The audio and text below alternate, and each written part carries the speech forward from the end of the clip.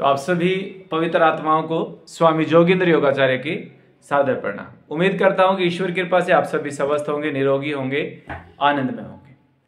तो प्रिय बंधुओं, पिछली वीडियो में हमने चर्चा की थी कि संजीवनी क्रिया कैसे पानी के साथ हमें करनी चाहिए। तो आज हमें चर्चा करनी है कि LGDS आखिर है क्या, इसमें कैसा भोजन होता है। कईयों के प्रश्न आए हैं ये। तो प्रिय बंधुओं, LGDS हमने ये नाम रखा क्योंकि ये कोई नई प्रथा नहीं है, नई परंपरा नहीं है। ये हमारे ऋषियों की सदियों से चली आ रही एक परंपरा है, एक प्रथा है। तो जो प्रथा हमारे ऋषियों की रही और जिस प्रथा से सालों साल, वर्षों वर्षों तक, सैकड़ों वर्ष भी हमारे ऋषि मुनि जीवित रहे स्वास्थ्य के साथ में, तो निश्चित रूप से वो प्रथा जो है वो जीवनदायिनी प्रथा है। तो इसीलिए हमने इसका नाम रखा LGDS, माने लाइफ गिविंग डाइट सिस्टम, जीवनदायिनी भोजन प्रथा।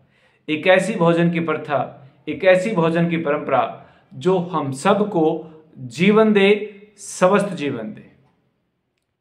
जी हाँ प्रिय बंधुओं, ये भोजन प्रथा हमें जीवन देती है, इसीलिए ये LGDS है, ये लाइफ गिविंग डाइट सिस्टम है, ये जीवनदायिनी भोजन प्रथा है। एक सामान्य उदाहरण की बात करते उसके बाद फिर हम आगे चर्चा करेंगे। मैंने आपसे पेन मांगा, मान लीजिए मैंने आपसे एक पेन मांगा और आपके पास पेन है नहीं उस समय, तो आप मुझे कहाँ से देंगे? नहीं दे सकते। अगर है तो आप मुझे दे देंगे।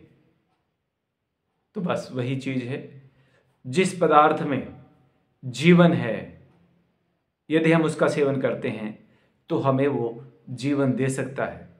जिस पदार्थ में एनर्जी है, यदि हम उस पदार्थ का सेवन करते हैं तो वो हमें एनर्जी दे सकती है। लेकिन इसकी विपरीत, जिस पदार्थ में जीवन ही नहीं है, जिस पदार्थ में एनर्जी ही नहीं है, वो आप कितना ही खाते रहें, वो कैसे आपको एनर्जी देगा, कैसे वो आपको जीवन देगा। तो प्रिय बंधुओं, यही फेर हुआ हमारे पूर्वजों के, हमारे ऋषियों के भोजन में और हमारे भोजन में। वो प्राकृतिक रूप से जीवन जीते थे, प्राकृतिक भोजन करते थे। हम लोग अप्राकृतिक भोजन पे आ गए, इसीलिए हमारी आयु भी कम हुई और हर दिन रो रो करके बीमारियों को झेलते हुए अपने जीवन को, मैं कहूँगा, जी नहीं रहे हैं, हम लोग ढो रहे हैं। कभी सिर में दर्द, कभी पेट में दर्द, कभी BP हाई, कभी शुगर, किसी को ब्लड प्रेशर की प्रॉब्लम हो गई है, किसी को कोलेस्ट्रॉल बढ़ गया है, किसी को त्वचा रोग है, किसी को स्टोन बन रही है, किसी को कुछ हो रहा है, किसी को अस्थमेटिक की प्रॉब्लम है। तो बहुत सारी बीमारियां हमने इस शरीर को, जो परमपिता परमात्मा ने हमें कहा कि शरीर देवालय, कि शरीर जो है वो दिव्य गुणों का स्थान है, हमने इसको शरीर व्याधि मंदिरम, की शरीर बीमारियों का घर बना दिया। एक एक दो दो नहीं, सैकड़ों सैकड़ों बीमारियां हमने पाल करके रखी। और आज हम जो औषधियों का सेवन करते हैं वो एक बीमारी को सिर्फ दबाती हैं, ठीक नहीं करती हैं। वो सिर्फ बीमारी को दबाती हैं और अन्य 10 बीमारियों को पैदा करती हैं। उनका साइड इफेक्ट इतना है। तो इसीलिए आपसे हाथ जोड़ करके निवेदन कर रहा हूं कि ऋषियों की परंपरा, ऋषियों की धरोहर, इस प्रथा को अपना लीजिए, जीवनदायिनी भोजन प्रथा को अपना लीजिए। और मैं बहुत पीछे की बात नहीं कर रहा हूं। आपके मन में आता होगा कि कौन, किसको पता है कि वो ऋषि कैसा भोजन करते थे, कैसा नहीं करते थे, कौन जानता है।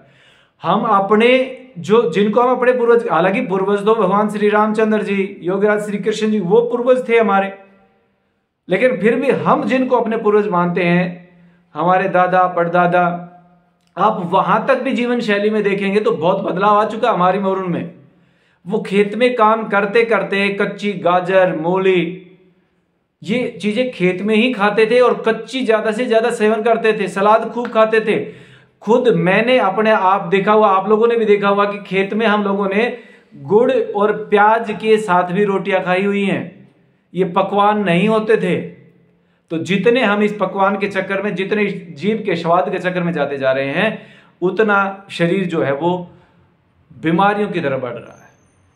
तो प्रिय बंधुओं, अब हम बात करते हैं कि जीवनदायिनी भोजन प्रथा क्या है। तो इसमें सीधा आप समझ गए होंगे कि जिन पदार्थों में जीवन है, जिन पदार्थों में पोषक तत्व हैं, जिन पदार्थों में ऊर्जा और शक्ति भरी हुई है, उन्हीं पदार्थों का हमें सेवन करनी चाहिए। और वो पदार्थ हैं आपका, सबसे पहले अगर आप बात करें तो सामान्य रूप से पानी, जो आप पीने के लिए प्रयोग करते हैं, सामान्य पानी। दूसरा नारियल पानी, ये सब जीवनदायिनी भोजन प्रथा में आते हैं। तीसरा जो है, आप जूस पी सकते हैं, किसी भी फल का, किसी भी सब्जी का। अब किसी में सारे आ गए हैं, अलग अलग पूछने की जरूरत नहीं है कि जी मौसमी का पी सकते हैं, गाजर का पी सकते हैं, फलाने का पी सकते हैं, डकड़े का पी, इसमें सभी का मतलब सभी, किसी भी फल का आप जूस पी सकते हैं, किसी भी सब्जी का आप जूस पी सकते हैं। और इसमें ज़्यादा अगर आप करें कि उस जूस में अगर आप मिलाने की बात करें तो काली मिर्च का पाउडर मिला सकते हैं, नींबू मिला सकते हैं। और वैसे तो नमक ना मिलाएं, लेकिन फिर भी अगर ना, मतलब आपका ये शैतान ना माने, मैं मन को शैतान बोलता हूं, अगर ये ना माने तो फिर आप संध्या नमक या काला नमक थोड़ा सा ना मात्र का उसमें प्रयोग कर सकते हैं। तो ये जूस की बात। अब इससे आगे हम बढ़ते हैं थोड़ा सा, और क्या जीवनदायिनी भोजन प्रथा में है, तो वो आपका फल है।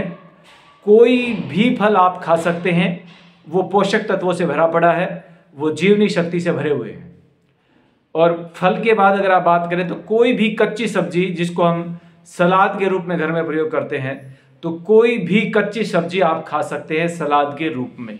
तो वो सैलेड आप खाइए, वो सलाद आप खाइए, ये सारी की सारी जो है जीवनदायिनी भोजन प्रथा में है।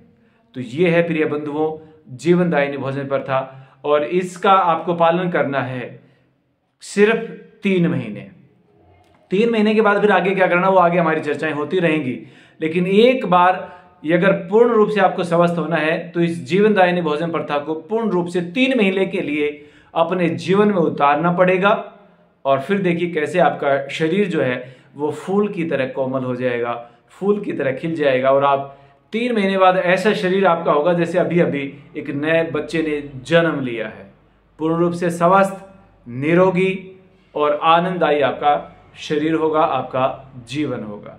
अगर आप इस भोजन प्रथा पर आते हैं तो निश्चित रूप से आपको आजीवन कभी कोई सिर के दर्द के लिए भी कोई एक सिंगल टैबलेट खानी नहीं पड़ेगी।